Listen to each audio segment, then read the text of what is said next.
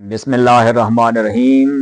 السلام علیکم ورحمۃ اللہ تعالی وبرکاتہ۔ کروڑ ہاں درود و سلام نبی کریم صلی اللہ تعالی علیہ وآلہ وسلم کی ذات اقدس پر۔ یہ ایک سوال کیا ہے میرے بھائی نے کہ جناب کمر کے اندر درد ہے اور بڑا ہی شدید درد ہے، بڑی دوائیں ہم نے استعمال کی، بڑی ٹیبلٹ ہم نے استعمال کیے، بہت سارے انجیکشن لگائے، کسی بھی طرح سے کوئی بھی فائدہ نہیں ہو رہا۔ تو یاد رکھیے،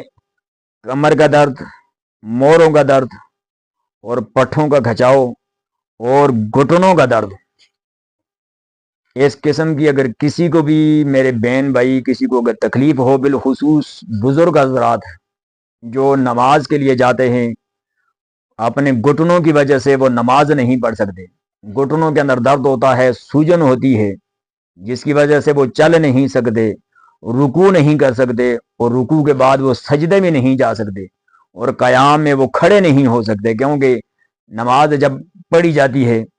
تو با جماعت جب نماز پڑھی جاتی ہے تو اس کے اندر قرات کی جاتی ہے تو تھوڑی سی رکعت لمبی ہو جاتی ہے، تو وہ بزرگ جو کھڑے نہیں ہو سکتے، انہیں کھڑے ہونے میں پریشانی ہوتی ہے، رکوع میں جانے سے پریشانی ہوتی ہے، سجدے میں پریشانی ہوتی ہے، پھر تحیات میں بیٹھنے سے، قاعدے میں بیٹھنے سے آپ کو اگر پریشانی ہوتی ہے، ایسے کوئی بھی مریض، آپ نے اس طرح کرنا ہے کہ بھائی سب سے پہلے آپ نے درود پڑھنا ہے۔ درود بہت ہی زبردست چیز ہے، بہت لازم ہے۔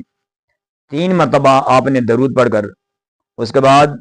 گوند سوانجنا 50 گرام، گوند سوانجنا یہ پنسار سے آپ کو مل جائے گی، گوند سوانجنا 50 گرام، اور 50 گرام آپ نے اس کے اندر سفید اجوائن، 50 گرام اجوائن، اور 50 گرام اس کے اندر آپ نے گوند کے کر، یہ تینوں چیزیں آپ نے ملا کر اس کا صفوف تیار کرنا ہے۔ صفوف تیار کرنے کے بعد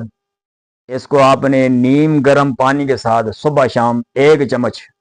چائے والی چھوٹی چمچ، آپ نے نیم گرم پانی کے ساتھ آپ نے اس کو استعمال کرنا ہے۔ 3 ہی دن کے اندر انشاءاللہ آپ کو فائدہ ہو جائے گا، لیکن لگاتار کم سے کم 11 دن تک اس کو آپ نے استعمال کرنا ہے۔ انشاءاللہ رب تعالیٰ فضل فرمائے گا اور آپ جولیاں اٹھا اٹھا کر دوائیں دیں گے، یعنی اتنی آزمائی ہوئی یہ چیز ہے، 1000 لوگوں نے اس کو آزمایا ہے، تو انشاءاللہ رب تعالیٰ فضل فرمائے گا، آپ کی جو درد ہیں، کمر کا درد، گھٹنوں کا درد، موڑوں کا درد اور پٹھوں کے اندر درد، یہ تمام امراض ختم ہو جائیں گے۔ اللہ سے دعا ہے کہ اللہ تعالیٰ ہمیں عمل کی توفیق عطا فرمائے۔